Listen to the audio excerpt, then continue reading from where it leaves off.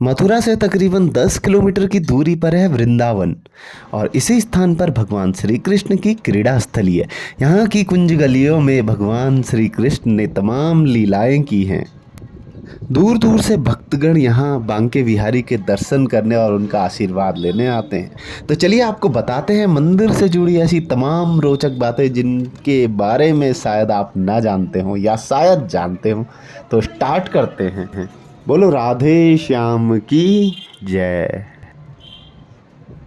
बांके बिहारी मंदिर की स्थापना स्वामी हरिदास जी ने की है। स्वामी हरिदास जी प्राचीन काल के मशहूर गायक तानसेन जी के भी गुरु थे।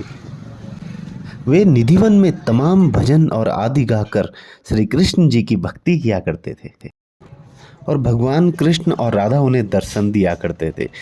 एक दिन वृंदावन के लोगों ने हरिदास जी से कहा कि वे भी राधा कृष्ण के दर्शन करना चाहते हैं। तब हरिदास जी ने राधा कृष्ण की आराधना कर उन लोगों की बातें उनसे कही।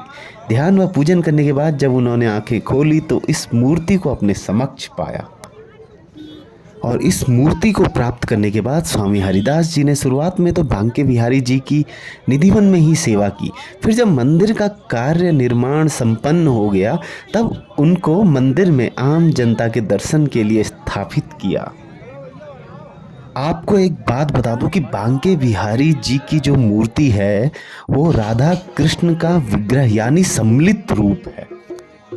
यही कारण है कि बांके बिहारी जी के श्रृंगार में आधी मूर्ति पर महिला और आधी मूर्ति पर पुरुष का श्रृंगार किया जाता है। बोलो बांके बिहारी जी की जय। आपको एक बात सुन के बेहद ही आश्चर्य होगा कि श्री बांके बिहारी जी की मूर्ति के आगे हर 2 मिनट के अंतराल पर पर्दा लगाया जाता है। इसके पीछे मान्यता है कि उनकी छवि को लगातार प्रेम पूर्वक एकटक निहारते रहने से वे भक्त की भक्ति के वशीभूत होकर उनके साथ चले जाते हैं। इस मंदिर में आकर आंखें बंद करके पूजा नहीं की जाती बल्कि बांके बिहारी की आंखों में आंखें डालकर उन्हें निहारा जाता है। कहा जाता है कि बांके बिहारी की मूर्ति में ऐसा आकर्षण है जो भक्त को अपनी ओर खींचता है। उसकी आंखों से स्वयं आंसू गिरने लगते हैं।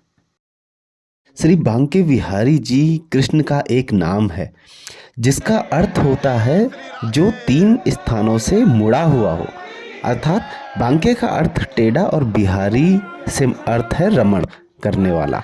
श्री कृष्ण की प्रतिमा 3 स्थानों से मुड़ी हुई है, इसीलिए इस कारण से श्री कृष्ण को बांके बिहारी भी कहा जाता है। यहाँ पर आपको हर रोज भगवान के भक्तों की भीड़ देखने को मिलेगी जो श्रद्धा से आते हैं केवल और केवल बिहारी जी के एक दर्शन करने के लिए। तो आप एक ना एक बार अपने जीवन काल में जरूर बांके बिहारी जाएं और उनके दर्शन करें। बोलो बांके बिहारी जी की जय। और इसी तरह इन्फॉर्मेशन के लिए हमारे चैनल को लाइक, सब्सक्राइब और शेयर करें।